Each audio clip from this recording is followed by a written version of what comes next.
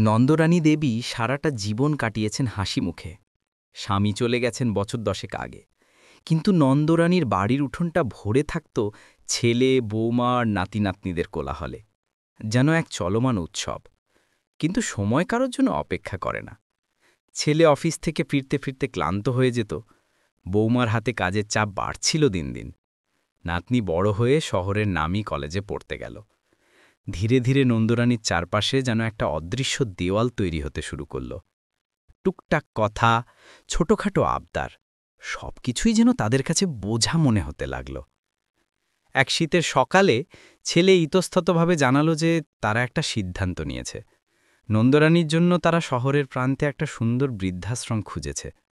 সেখানে অনেক বন্ধু পাওয়া যাবে, সবসময় সঙ্গী থাকবে, আর তার দেখাশোনারও কোনো ত্রুটি হবে না। নন্দরানী স্তব্ধ হয়ে গেলেন। তার মনে হলো যেন তার শিকড় কেটে ফেলা হচ্ছে। নিজের হাতে গড়ে তোলা সংসার, যেখানে তার প্রতিটি নিঃশ্বাসে মিশে আছে স্মৃতি, ভালোবাসা, সেটা ছেড়ে তিনি চলে যাবেন। চোখ ছলছল করল, কিন্তু তিনি কোনো প্রতিবাদ করলেন না। তিনি বুঝলেন, এখনকার দিনে সবাই ব্যস্ত।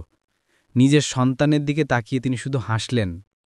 বেশ তো, তোদের যখন সুবিধা হয়। বৃদ্ধাশ্রমে আসার দিন আকাশটা ছিল মেঘলা। ছেলে গাড়ি থেকে নামিয়ে দিয়ে তড়িঘড়ি চলে গেল। নন্দরানীর বুকটা মোচড় দিয়ে উঠল। বারান্দায় দাঁড়িয়ে তিনি শুধু দেখলেন তার অস্তিত্বের শেষ সুতোটুকুও যেন ছিঁড়ে গেল। তবে সেই শুরুতেই শেষ নয়। প্রথম কটা দিন জানালার ধারে বসে শুধু কাঁপা হাতে মালা জপতেন আর ঘরের কোণে অতীত হাতড়াতেন। কিন্তু আশ্রমের পরিচারিকারা ছিল অসম্ভব যত্নশীল। আর কিছুদিনের মধ্যেই তার আলাপ হল সুরবালা নামের আরেক বৃদ্ধার সঙ্গে, যার গল্প অনেকটাই নন্দরানীর মতো।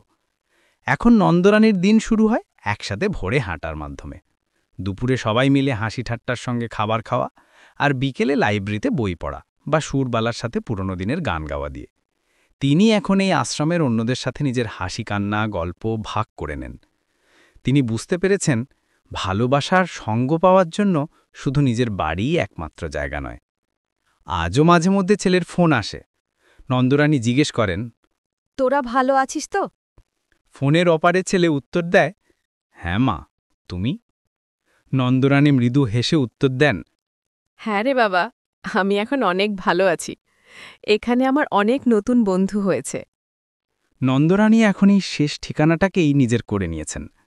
এখানকার হাসি খুশি পরিবেশ, সবার প্রতি সবার যত্ন, এ সবই তাকে জীবনের নতুন অর্থ খুঁজে দিয়েছে।